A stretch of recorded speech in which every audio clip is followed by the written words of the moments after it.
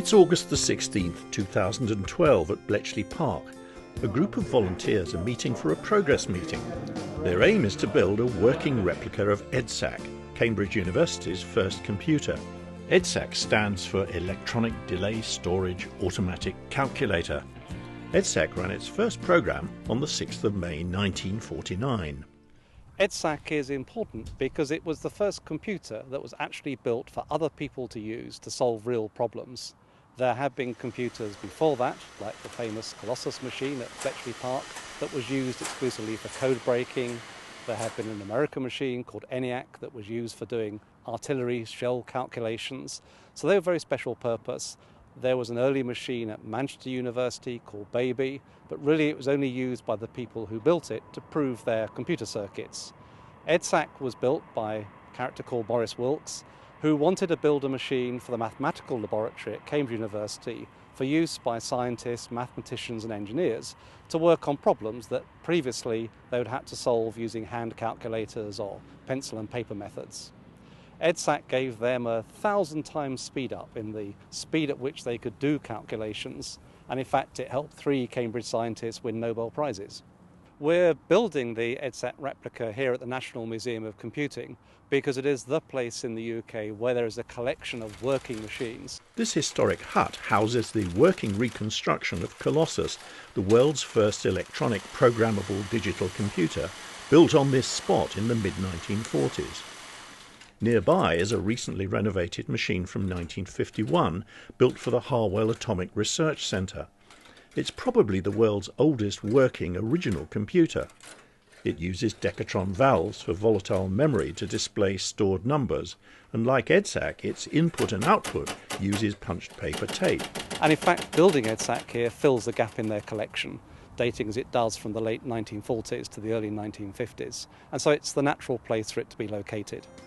We really kicked off the project in March this year and assembled a team of volunteers for a kick-off meeting where we talked about the project and invited people to look at different parts of the machine and start thinking about how it was designed and constructed. Today is really our first progress meeting where people are coming back with what they've worked out. Some people have got complete designs, others have got demonstration parts of circuits, yet others have got unresolved questions. Just as with Colossus, virtually nothing of EDSAC survives. A few equipment chassis like this one, a mercury delay line. Much of the design is inspired guesswork. There are photographs, circuit diagrams and notebooks. And magically... But even since the last meeting, new things have come to light. Some of Maurice Wilkes' own personal photographs resurfaced as the family are kind of tidying up his affairs. And in those were several photographs of the paper tape reader disassembled. And up until now, all we've had is photographs of it sitting on a desk in a distance that you can barely read anything. These photographs are good enough. John has started to produce some design sketches, and so we may well get our tape reader made in Australia. Of course, we have a big challenge. We weren't left with a blueprint of the original machine. We have only partial documentation, and some of the things that they used in the 1940s are no longer available to us. And so there have to be some compromises, but we're looking at doing those in a way which doesn't compromise the overall integrity of building an authentic replica of the original machine. Now, the last bee in my bonnet, and I hope it gets into all your bonnets. The technical leader for the project is a chap called Chris Burton. To look authentic. He's a member of the Computer Conservation Society. He's had a long career in the computer industry. It is supposed to be a working replica, and more than just a display item, because as far as possible we should use exactly the same circuits as the original. Our goal is to reproduce and make a replica of the EDSAC computer and run the Squares program that they ran on the 9th of May 1949. That's our goal. Now, there are objectives to support that. One is that it should be an authentic working replica and not just a load of boxes with a laptop computer inside simulating it. They should be the authentic circuits that were used in 1948 and 49 and 50, doing the same job that was done in the old. So it is authentically replicating the functionality and the appearance, so that a scholar in the future should be able to look at our replica and not be misled into saying, good heavens, they used Teflon-coated cable in 1949. We want to be careful not to do anything which is out of character so that people are not misled in the future. Not very much of the original EDSAC survives. We have one chassis, one small memory tube. This is one of 3 surviving chassis from the original EDSAC. This one is kept in the computer lab in their heritage section in Cambridge. There's another one on display in the computer gallery in the Science Museum, and there's a third one in the Computer History Museum in California, which was donated to them by Maurice Wilkes. In terms of documentation, we have some reports and notebooks. The report actually is the original design for the machine, and we know from some of the notebooks that as they built it, they had to change the design significantly. We have a lot of photographs, but we don't know which ones are of the machine in its early days, and it changed a lot by the end of its life as they built new parts of the machine and extended it in various ways. And so it's a giant jigsaw puzzle with half the pieces missing. Of course, compared to the pioneers, we do have the advantage of knowing there was a working machine. I'm sure there were days when they came in and wondered whether they'd ever succeed in making this thing work. So we're having to fill a lot of gaps. Obviously, we can talk to some of the survivors who use the machine. As we go around looking in various archives and scientific journals, we're finding more information. But there's very little actually about the physical construction and the detailed engineering. And so we're having to reinvent quite a lot about how the machine worked, the low-level design of the circuits, and how those circuits were assembled and constructed. The key issue for us is building an authentic replica.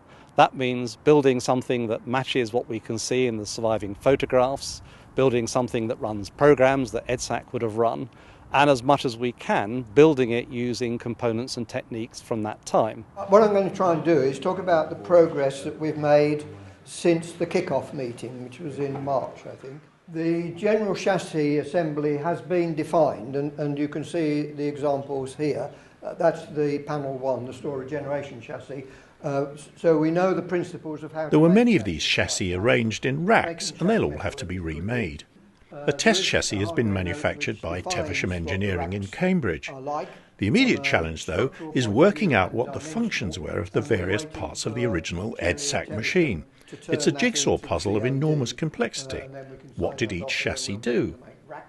So moving right along onto chassis and their design, this is a view of the front row of racks, and written in there are the names of chassis whose function we know. And that looks good news. We know nearly everything on the front of the machine. Thanks to John Pratt, we've sort of filled in a whole lot of 4 chassis on these 2 racks and on the rear racks. We've got some blanks where we think there may be a chassis, but we're not sure.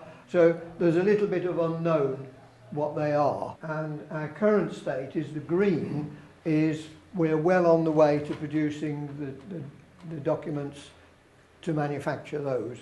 The store regeneration panels, which are the lion's share, the one which already exists, we could certainly almost start assembling. Chris is responsible for the overall design and the integrity of the design, and making sure that as our volunteers work on the individual parts of the machine, it will all come together in a consistent way. And without him, the project would be in a very difficult position because we have no access to the original pioneers. Chris is very much, if you like, filling that gap. We do have an issue that the high tension plus 250 volts is there, and it is returned. The 0 volts is actually the metalwork of the chassis. It's not an independent 0 volt wire. So that when you connect your cathode resistor down to earth, you actually earth it to the chassis, to a tag, solder tag. That can constitute a safety hazard. Today, health and safety is an issue.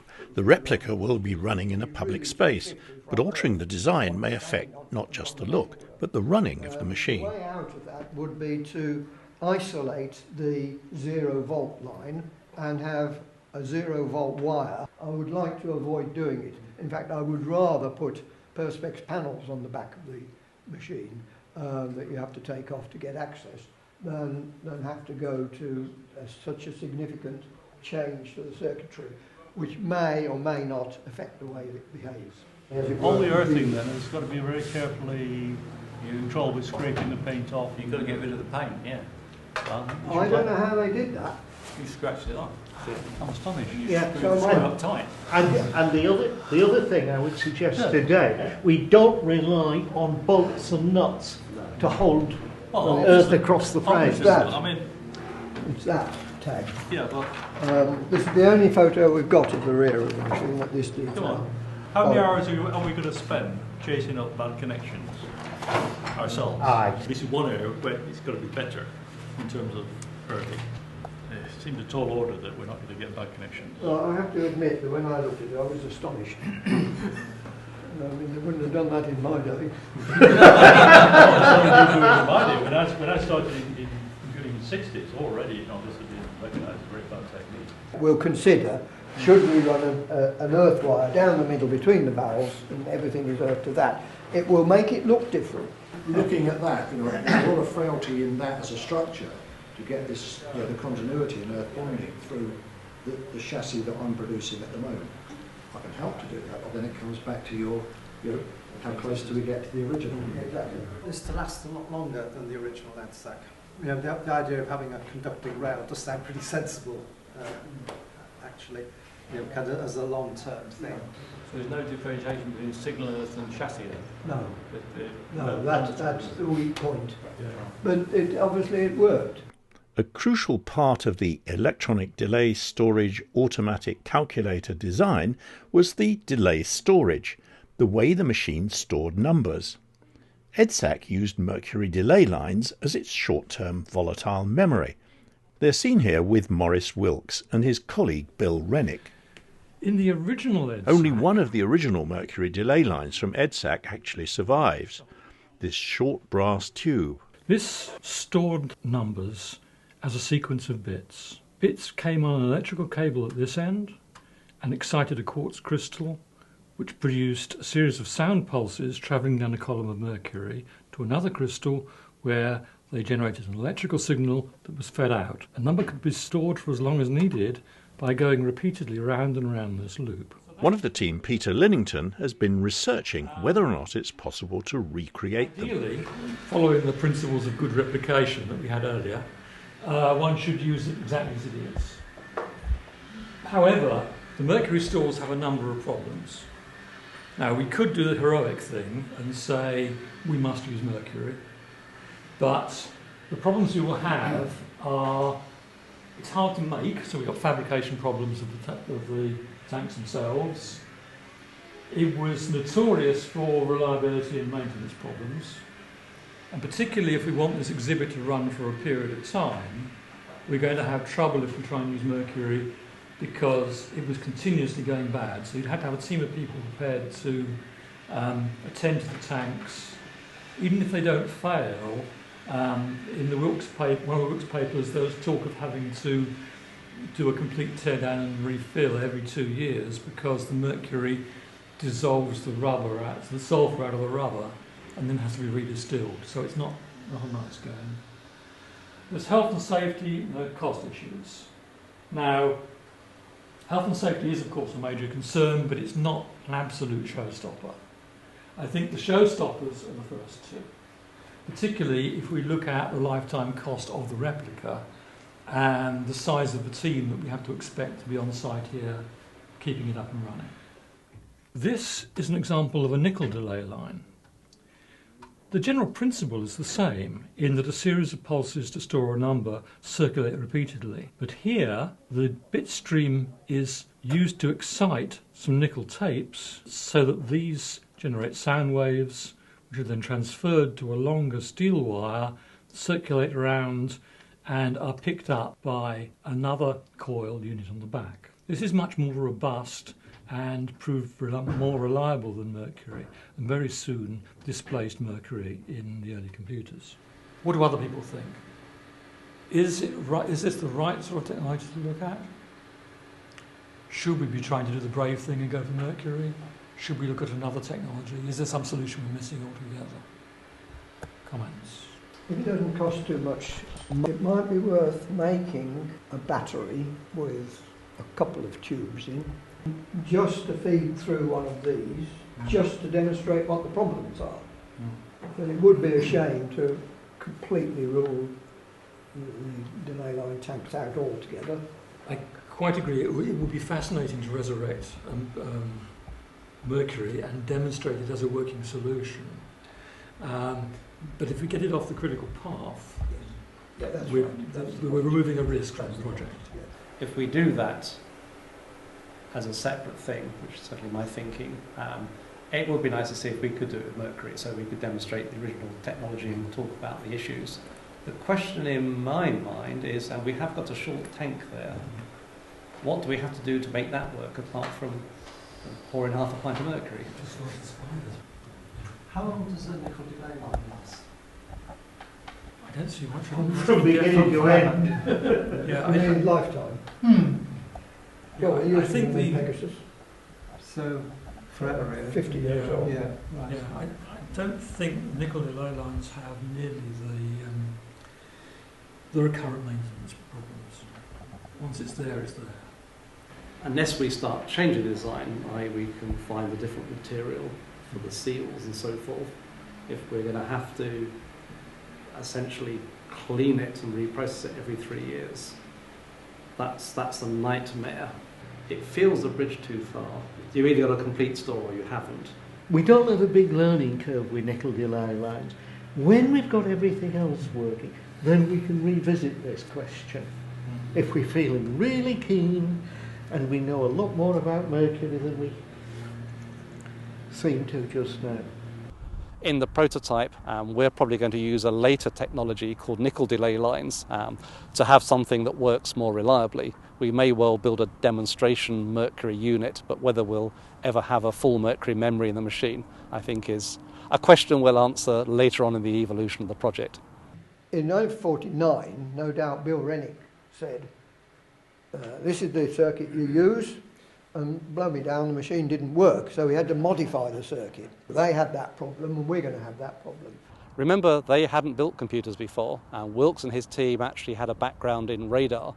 And so you have radar engineers discovering how to build computers. And we know from their notebooks, the later machines they built, they made many significant changes downstream. And so we're trying to uncover their learning process and replicate some of the faults, if you like, in their first design, because that's what an authentic replica is about.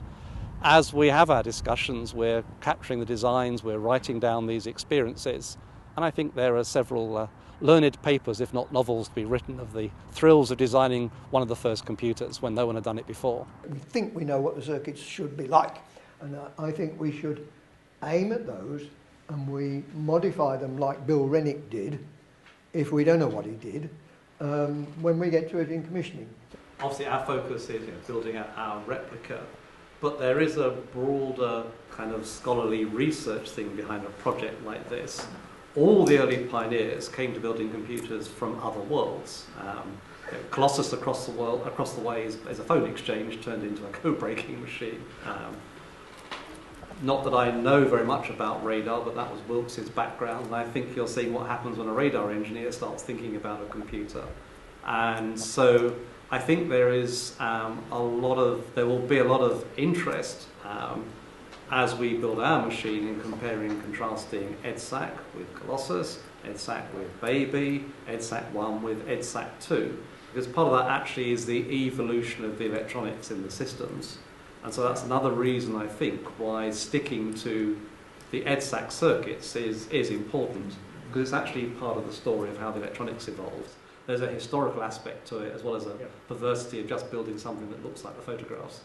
It's no good producing something that looks like a ZX81 and say, there it is, it happened. It's the story of the struggle to get the thing to work. It's part of the attraction of it, quite frankly. In some ways, our most valuable asset today is actually all the paperwork and the intellectual effort that's gone in to get us to this point of the conversation. Chris, that word correctly worries me. Run programs, full stop, I'd say, our own criteria of how correct. I mean, we're not actually going to use it for computing, are we, in terms of No, to demonstrate it. And Martin will probably use it for tutorials and workshops. Yeah, okay, just that word correctly. I'd say run programs, yes. It's got to do Then something. it will operate and run programs like it did in 1948. Yes, right. As far as we know, right? Do we know where the operator's control panel was that they actually used on that 1948 photograph? M2, I think it was. Yeah. You can see that on a photo. And I suspect that they used that in conjunction with their I/O equipment, and probably not a very refined control desk. But yeah, you know, I wasn't convinced that there was enough stuff there to do the job on that panel. well, that might be. Then I went to look. I mean, it had start and stop and single shot and so on. One of the things about the EDSAC was that it had no manual input. Yeah. So you could only enter programs on paper tape. You couldn't Yes. enter them with hand switches. Yes. So you don't need much of a control panel to do that. It's been an interesting day. We've discovered that compared to our first meeting where we didn't even know what all the various chassis inside the machine were doing, we didn't even know where some of the key components of the machine were located. Much more of that is pinned down now. We understand the principles by which many of the circuits were designed. We go into the gate, there are two outputs. One is amplified because later on it's going to come round the back and do nasty things. The other one's fairly simple. We just want a short delay here to match the delay of this amplifier. David Lane has been looking at some of the key circuits for the arithmetic unit. Two half adders. That's one with its delays. That's the other. And that's it. That's your full adder. And today we've signed off the design of a key part of the machine called the clock pulse generator, which generates the central clock that moves the whole machine. That controls the master frequency. One of our team members, Peter Lawrence, was a postgraduate at Cambridge University, and he was an EDSAC user. To adjust this frequency to whatever the mercury tanks were doing that morning. How this was done, I don't know. I never saw it done myself, I'm sorry to say. He didn't work on the design and the construction of the machine. Most of those pioneers, unfortunately, are no longer with us. But certainly someone who used the machine can remember where some of the switches were and some of the difficulties of keeping an early machine operating. Peter Lawrence has been using circuit diagrams and surviving photographs of the machine to work out how today's components might be laid out in an authentic way on a new chassis to make what's known as the clock pulse generator. Peter, you've got an exceptional chassis here because it's the base of all things. It's the source of everything. Yes. And it is unique. Doesn't that look authentic? Looks like the real McCoy, that does. I would expect you to wire it up and it'll work first time. Congratulations on doing that.